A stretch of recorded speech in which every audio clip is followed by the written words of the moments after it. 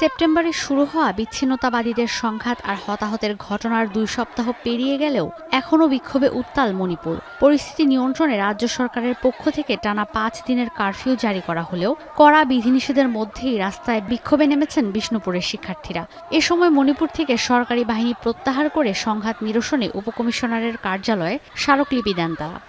The students are protesting, just protesting to pursue the Home Minister and Prime Minister of India through DC to stop the proxy war of the India. বিক্ষোভ হলেও মণিপুরের অন্যান্য স্থানে কারফিউর কারণে থমথমে পরিস্থিতি। Cookie বিচ্ছিন্নতাবাদীদের সহিংসতা আর রাজ্য জুড়ে ছড়িয়ে পড়া বিক্ষোভ নিয়ন্ত্রণে আনতে তৃতীয় দিনের মতো ৩ জেলা ইম্ফল ইস্ট, ইম্ফল ওয়েস্ট আর থৌবালে চলছে কারফিউ। ৫ জেলায় ইন্টারনেট সেবা বন্ধ করলেও বৃহস্পতিবার প্রশাসনের পক্ষ থেকে জানানো হয় চালু করা হয়েছে ব্রডব্যান্ড সেবা।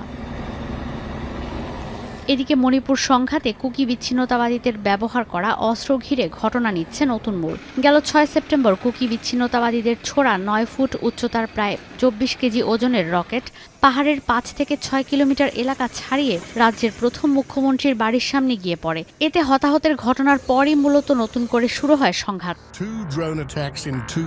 এতদিন ধরে সংঘাত চললেও এই প্রথম ড্রোন আর রকেট হামলা চালায় কুকি বিচ্ছিন্নতাবাদীরা। মণিপুর পুলিশ বলছে বিচ্ছিন্নতাবাদীরা আধুনিক অস্ত্রের ব্যবহার শুরু করায় বেড়েছে সহিংসতার তীব্রতা ও হতাহতের সংখ্যা। এই রকেটগুলো থেকে বোমা ছোড়া যায়। রকেটগুলো ৫ থেকে ৭ কিলোমিটার পর্যন্ত উঠতে পারে। অত্যাধুনিক এই সমরাস্ত্রের ব্যবহারে হতবাক প্রশাসন। নিরাপত্তা বাহিনীর ধারণা মিয়ানমার থেকে আসতে পারে এই অস্ত্র। মণিপুরের সামরিক কর্মকর্তারা বলছেন এই রকেটগুলোর ২টি অংশ থাকে, একটি বিস্ফোরক, অন্যটি চালক যন্ত্র। জিআই পাইপ বা লোহার একটি টিউব ব্যবহার করা হয় যার ভেতরে থাকে বোমার অ্যামোনিয়াম নাইট্রেট।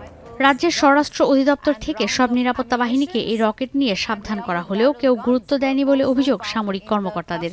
সেনা কর্মকর্তারা জানান গেল ১০ দিনে মণিপুরের বিষ্ণুপুর জেলার কয়েকটি এলাকা থেকে ছোড়া হয়েছে এই ড্রোনগুলো।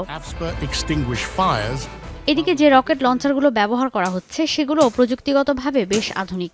কুকি বিচ্ছিন্নতাবাদীদের ব্যবহৃত ড্রোন নিয়েও আতঙ্কে পুলিশ। ১ সেপ্টেম্বর মেইতেই সংখ্যাগরিষ্ঠ ইম্ফল ওয়েস্ট আর কুকি সংখ্যাগরিষ্ঠ কাংপকপি জেলার সীমান্তে ড্রোন থেকে শক্তিশালী ৩০ থেকে ৪০টি বোমা ফেলা হয়েছে। একটি ধাতব শেলের বোমা, অন্যটি প্লাস্টিক শেলের। ধারণা করা হচ্ছে ড্রোনের যন্ত্রাংশ অনলাইনে অর্ডার করে এখানে সংযোজন করা হয়। ১ বছরেরও বেশি সময় ধরে জাতিগত দ্বন্দ্বে মণিপুর পরিণত হয়েছে উন্মুক্ত যুদ্ধক্ষেত্রে। পাহাড়ি এলাকা থেকে বাস্তুচ্যুত হয়ে কুকি সম্প্রদায়ের মানুষ আশ্রয় নিচ্ছে শরণার্থী শিবিরে। ২০২৩ সালের মে মাসে মণিপুরের কুকি আর মেইতেই সম্প্রদায়ের মধ্যে শুরু হয় সরকারি সুযোগ সুবিধা নিয়ে জাতিগত সংঘাত, যা দমনে এখন পর্যন্ত কার্যকর কোনো পদক্ষেপ নেয়নি রাজ্য কিংবা কেন্দ্রীয় সরকার। ঈশিতা ব্রহ্ম, এখন বিশ্ব। কালার এক্সপার্ট, জর্জ স্যাপ এবং মাইল্ড অন হ্যান্ডস টেকনোলজি সমৃদ্ধ অরিক্স ক্রিস্টাল ওয়াশ আপনার লন্ড্রি এক্সপার্ট।